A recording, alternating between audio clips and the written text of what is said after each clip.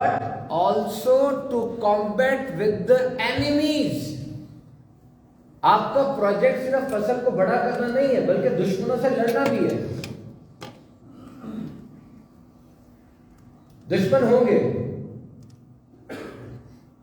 Sometimes they will try to destroy you with their negative thoughts, negative words and negative actions. और कभी कभार ये दुश्मन आपको अपने मनफी ख्यालात से, मनफी अल्फाज से और मनफी कामों से गिराने की कोशिश करेंगे. So be responsible, जिम्मेदारी का मुजाहरा करें और कोशिश करें उनसे दूर हो जाए या उनको दूर कर दें. If they threatens you, you need to threat them back. बाहर के दुश्मन तो बहुत से होते हैं, लेकिन असल दुश्मन अंदर का होता है, जिसमें पहला दुश्मन इनडिफरेंस है. आपको पता नहीं चल रहा कि मैं क्या कर सकता हूं या मैं क्या करूंगा, आप परेशान हैं. नंबर 2, इनडिसीजन, आप फैसला नहीं कर पा रहे. फैसला कर लें, आजाद हो जाए. नंबर 3 इज डाउट, शक ना करें, अपने पर खास तौर पे शक ना करें. Doubt will destroy, self doubt will destroy. ये बहुत खतरनाक होता है सेल्फ डाउट. तो जैसे आप फसल बोएंगे सब कुछ होगा. लोग आएंगे, मुखालफत भी करेंगे, लोग आएंगे आपका साथ भी देंगे. एक बच्चे ने मुझसे पूछा कि पढ़ाई नहीं होती, पढ़ने में दिल नहीं लगता, क्या किया जाए. It's very important. पढ़ने में दिल नहीं लगता, क्या किया जाए. आप ऐसे कई बच्चों वाले होंगे और दुनिया का ज़हीन तरीन और लायक तरीन बच्चा भी पढ़ाई को बेकार और लेबर समझ के करता है. मैंने उससे पूछा आपका किस चीज़ में दिल लगता है. पढ़ाई में दिल नहीं लगता तो किस चीज़ में दिल लगता है. वो कहने लगा मेरा स्पोर्ट्स में दिल लगता है. मैंने कहा स्पोर्ट्स देखने का दिल करता है कि खेलने का दिल करता है. उसने कहा खेलने का दिल करता है. कौन सी स्पोर्ट्स खेलते हैं. उसका बैडमिंटन. जीतते हो हारते हो. मैं जीतता हूं. बैडमिंटन की जो स्पोर्ट है वो 10-15 मिनट का एक मैच होता होगा इस उम्र में. Sometimes we have short attention span. कभी कभार हमारे अंदर ना तवज्जो का थोड़ा दुरानिया होता है. तो आप 20 मिनट तक पढ़ लें, फिर उसके बाद थोड़ी ब्रेक ले लें, फिर 20 मिनट पढ़ लें, फिर थोड़ी ब्रेक ले लें. साइंस पढ़ के देखें, पहले आपको अच्छी लगती है. सोशल स्टडीज पढ़ लें, पाकिस्तान स्टडीज पढ़ लें. पहले वो सब्जेक्ट पढ़े जो आपके लिए फेवरेट है और मुख्तलिफ तरीकों से पढ़ें. ऊंची आवाज में पढ़ें, खामोशी से पढ़ें, लिख कर पढ़ें, उठ के टहल के पढ़ें. मुख्तलिफ तरीके देखें कौन सा तरीका आपको अच्छा लगता है और उस तरीके पर आ जाए. और अपने बच्चे को यह समझा दें कि बेटा चाहे तुम स्पोर्ट्समैन बन रहे हो, याद रखना बेसिक एजुकेशन के बगैर कुछ भी नहीं. You need to do the basic education. It is must. And for that, the only way out is to study hard, everything which you can imagine about studies. मुहतरम सामीन इकराम, हमने आखिरी दफ़ा जब गुफ्तगू की थी कि दीन आसान है, उसमें हज़रत सलमान रज़ियल्लाहु ताला अन्हु की, हज़रत अबू दरदा की मिसाल दी थी कि दीन आसान है कि उन्होंने इस तरह के हालात कर दिए कि सारी रात जागते थे, सारा दिन रोज़ा रखते थे.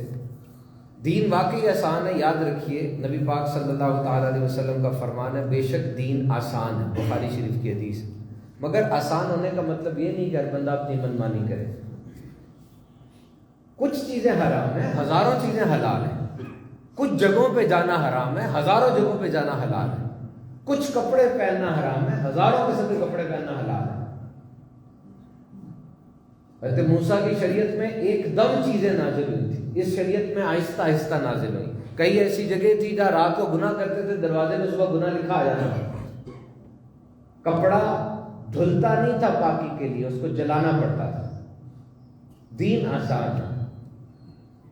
नबी पाक सल्लल्लाहु अलैहि वसल्लम ने वाज फरमाया. बाद सहाबा थे उस्मान बिन मज़ऊन के घर इकट्ठे हुए और उन्होंने तय किया कि हम दुनिया को तर्क कर देंगे, सारी रात जागेंगे, सारा दिन रोज़ा रखेंगे, औरतों को छोड़ देंगे, गोश्त चिकनाई नहीं इस्तेमाल करेंगे, टाट पहनेंगे, बिस्तर पे नहीं लेटेंगे.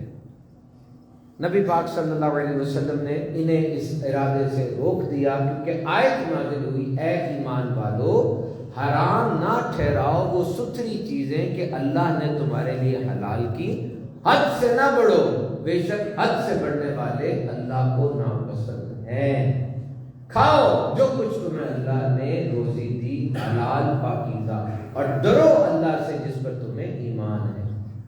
بڑی حدیث ہے، نبی پاک صلی اللہ علیہ وسلم بی بی عائشہ صدیقہ رضی اللہ عنہ کے پاس تشریف لائے، ساتھ سے حضرت حولہ گزری۔ بی بی عائشہ کہتی یا رسول اللہ اس عورت کے بارے میں لوگ کہتے ہیں ساری رات جاگتی ہے۔ سرکار نے فرمایا ساری رات جاگتی ہے؟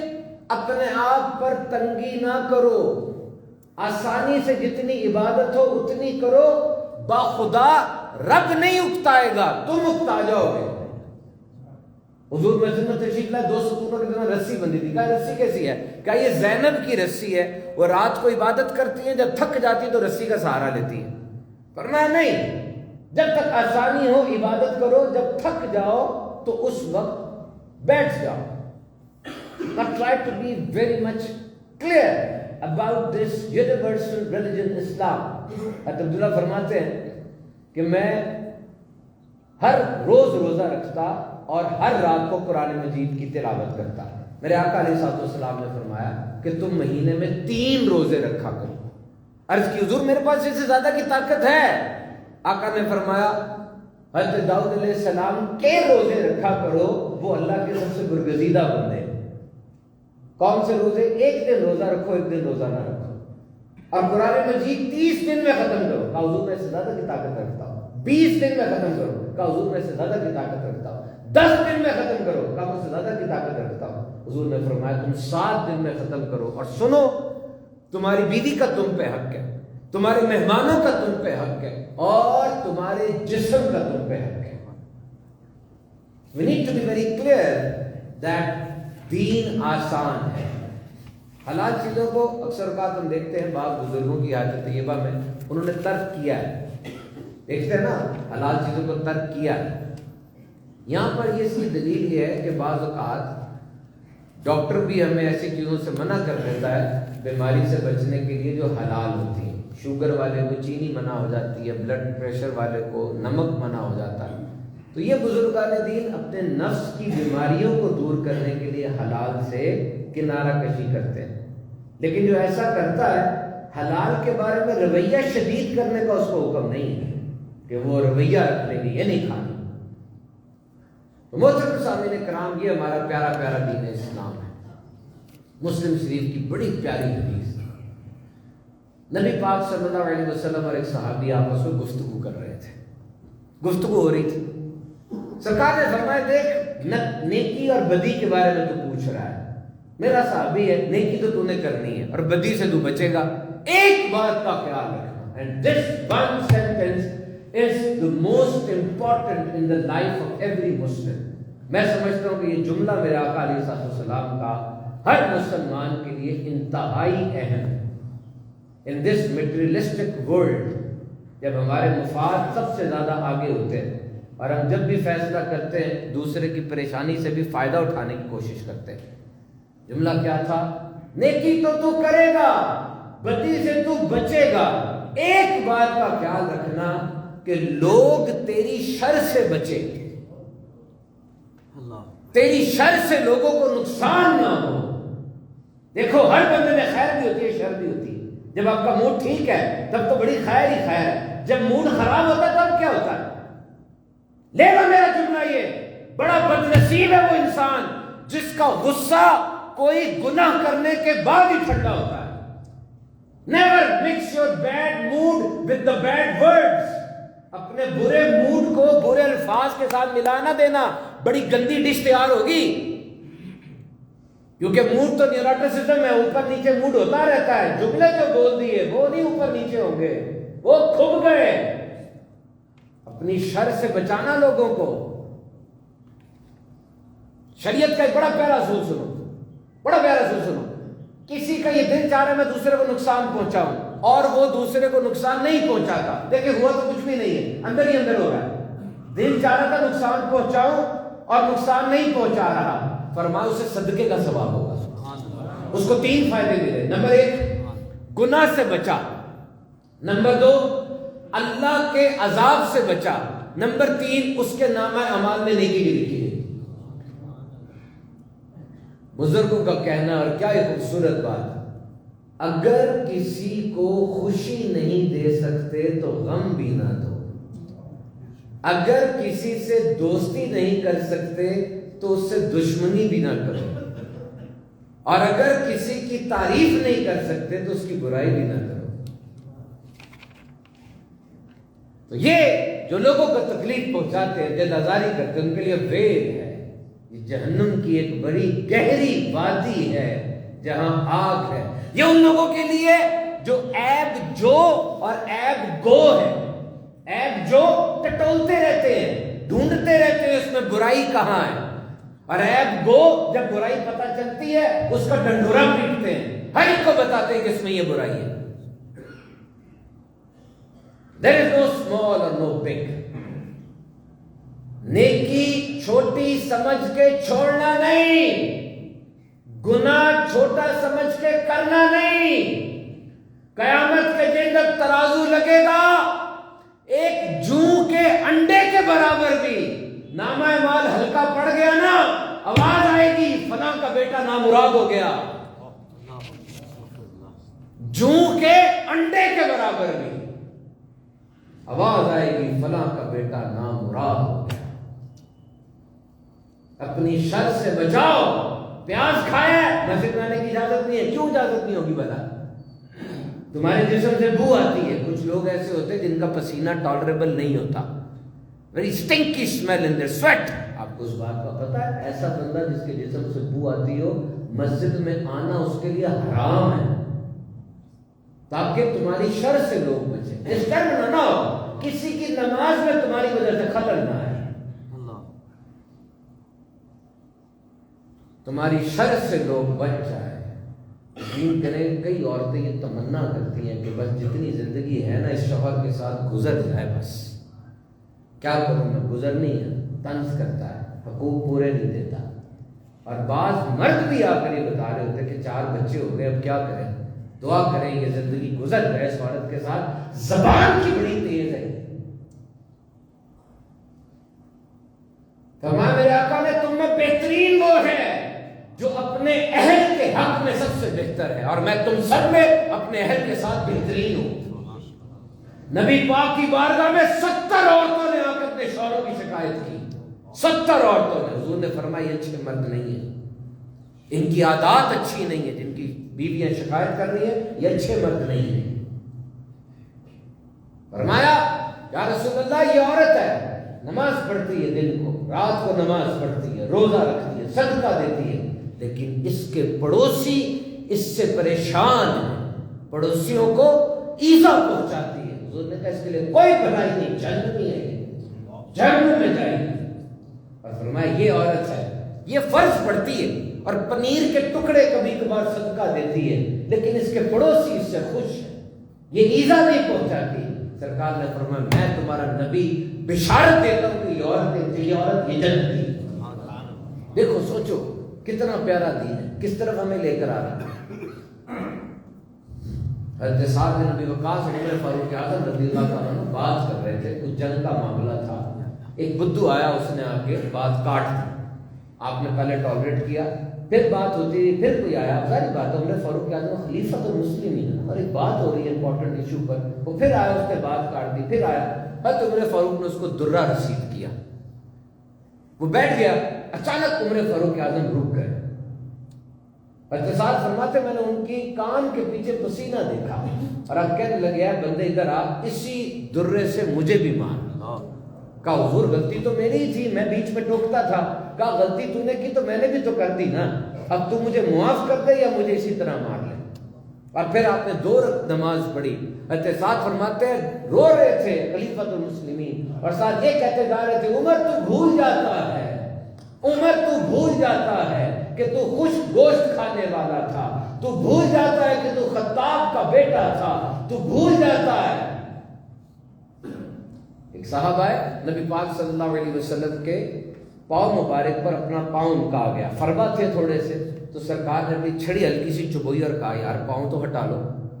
انہوں نے پاؤں ہٹایا، اب ان کی طبیعت میں بے چینی آ گئی، ساری رات پریشان رہے کہ بے ادبی ہو گئی ہے شاید۔ اگلے دن دربار میں آئے تو ڈر رہے تھے کوئی آیتیں نہ نازل ہو گئی ہوں، کیونککہ رب تعالیٰ تو غیر ارادی طور پہ بھی بے ادبی ہو جائے سرکار کی بارگاہ میں برداشت نہیں فرماتا۔ آپ کے عرض کی یا رسول اللہ کل میرے حضور نے بات ہی کوئی نہیں کی اس ٹاپک پہ، آتے ساتھ ہی فرمایا بھائی کل جو میں نے تمہیں چھڑی چبوئی تھی اس کے لیے مجھے معاف کر دو۔ وہ بیٹھ گئے دھاڑے مار مار کے رونے لگے، یا رسول اللہ غلطی میری، کہا نہیں مجھے معاف کرو اس بات پر۔ کہتے حضور میں آپ سے راضی ہوں، میری آل آپ سے راضی ہے، کبھی میں جملہ منہ سے نہیں کہہ سکتا، یہ آپ کی بارگاہ میں کیسے عرض کروں؟ سرکار نے فرمایا پھر سن لے، ابھی مال غنیمت میں 80 اونٹ میرے آئے ہیں، میں سارے اونٹ تجھے دیتا ہوں تاکہ تو راضی رہے۔ خدا کی قسم اتنا پیارا اسوہ کسی کا ہوگا۔ ایک بندے کے بارے میں مشہور تھا، وہ کھوٹے سکے لے لیا کرتے تھے، لوگ جا کے جان بوجھ کے کھوٹے سکے دیتے، پتہ نہیں آپ میں سے کہیں کو سکوں کا پتہ ہوگا کہ نہیں، سکہ ہوتا تھا اس میں کوئی پریشانی کوئی خرابی ہوتی تھی نا تو وہ کھوٹا ہو جاتا تھا، چلتا نہیں تھا، لیگل ٹینڈر منی نہیں رہتا تھا، وہ چل نہیں سکتا تھا۔ وہ آ کے ان بابا جی کو کھوٹا سکہ دیتے، وہ رکھ لیتے، وہ کہتے شاید کوئی کملا سا ہے اس کو پتہ ہی نہیں چلتا، وہ کھوٹا سکہ رکھ لیتے، کھوٹے سکے رکھ لے، لوگ دور دور سے آتے دیتے، دیکھ کے ہنستے، دیکھو رکھ لیا بابا جی نے، چل گیا سکہ۔ بابے کا جب بیٹا ایک دن مسند پر بیٹھا، اس نے دیکھا کھوٹا سکہ دے، اس نے کہا یہ کہانی نہیں چلے گی، چلے جاؤ، کھوٹا سکہ نہیں چلے گا یہاں۔ بابا جی نے اس کو ڈانٹا، کہا دیکھ اگر وہ مجھے کھوٹا سکہ نہیں دے گا تو کسی اور کو دے دے گا، بہتر نہیں کہ ہمارے پاس ہی آ جائے۔ اور جب ان بابا جی کا انتقال ہوا، ہائے ہائے، رب کی بارگاہ میں عرض کرنے لگے مالک تو جانتا ہے میں نے سارے کھوٹے سکے چلا دیے، آج یہ کھوٹا تیری بارگاہ میں پیش ہو گیا، اسے بھی نہیں چلا دے۔ میں نے سارے کھوٹے سکے چلائے، آج اس کھوٹے کو بھی کہیں چلا دے۔ کیا بات ہے، دین آسان ہے، ہم نے پہلے بھی اس پر بات کی تھی، یاد رکھیے نماز پڑھنا، روزہ رکھنا، زکوٰۃ دینا آسان اعمال ہے۔